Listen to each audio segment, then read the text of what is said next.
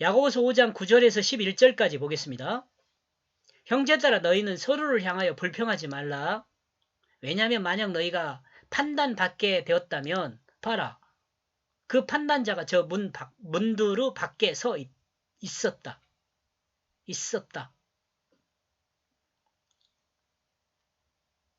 서로를 향하여 불평하는 것은 자신의 문제가 자신은 문제가 없는데 형제가 자꾸 문제를 만든다고 불평하는 것이죠. 불평의 원인은 되게 그렇잖아요. 나는 문제 없는데 네가 문제야. 그러니까 불평하는 거죠. 그러나 온전한 심판자가 문 앞에 서 있는 거죠. 문 밖에 서 있어요. 그리고 분명한 객관을 가지고 판결하게 될 것입니다. 그러므로 서로가 불평하게 되면 그 불평한 것을 판단받게 되는 거죠.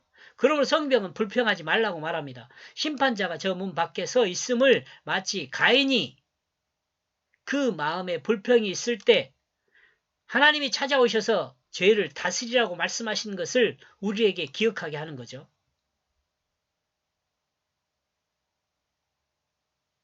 내 마음에 불평이 일어날 때 하나님은 우리를 향하여 말씀하십니다. 내 죄를 다스려라.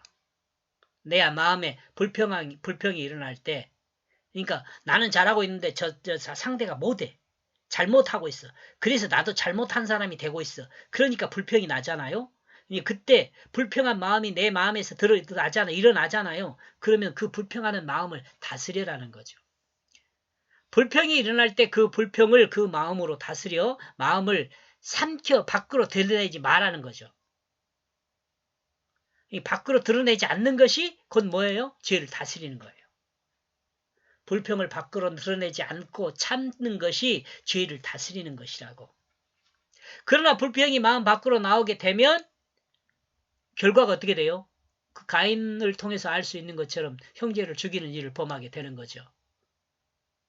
무섭죠. 10절 형제들아 너희는 견본을 취하라. 견본. 그 선지자들의 그 오래 참음과 그 고난에서 그 주권자들의 그 이름 안에서 그들은 말했다. 우리 그리스도인은 성경에 기록된 선지자들을 오래 참음과 선지자들 고난을 본받아 오래 참을 뿐 아니라 고난을 이겨내는 그 본을 따라 살아야 합니다. 이것이 하나님의 주권을 인정하는 것입니다.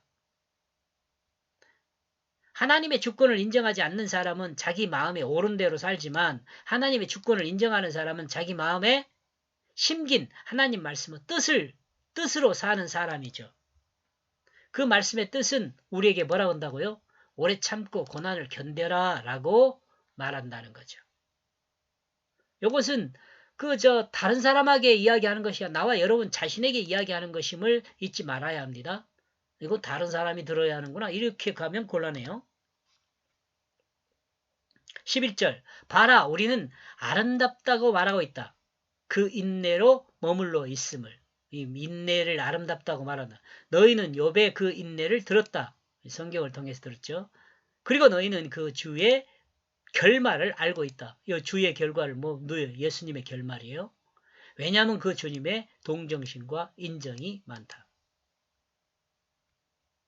우리는 선지자들의 삶을 아름답다고 말합니다. 인내로 머물러 참고 견딘 선지자들의 인내를 성경을 통해 듣고 아름답다고 말합니다. 우리는 이 아름다움을 본받아야 합니다.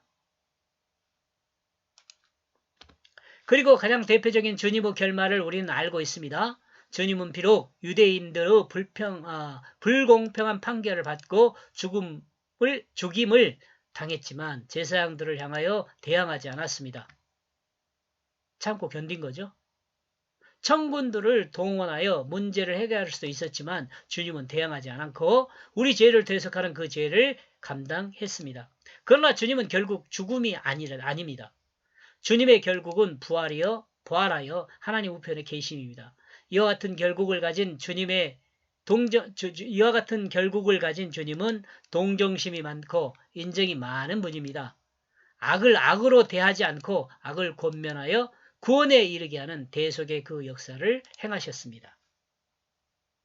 이렇게 해서 9절에서 11절까지의 내용을 정리하면요. 선지자들이 고난을 이기고 오래 참은 그 견본을 취하라 라고 나와 여러분에게요. 여기까지 보겠습니다. 고맙습니다.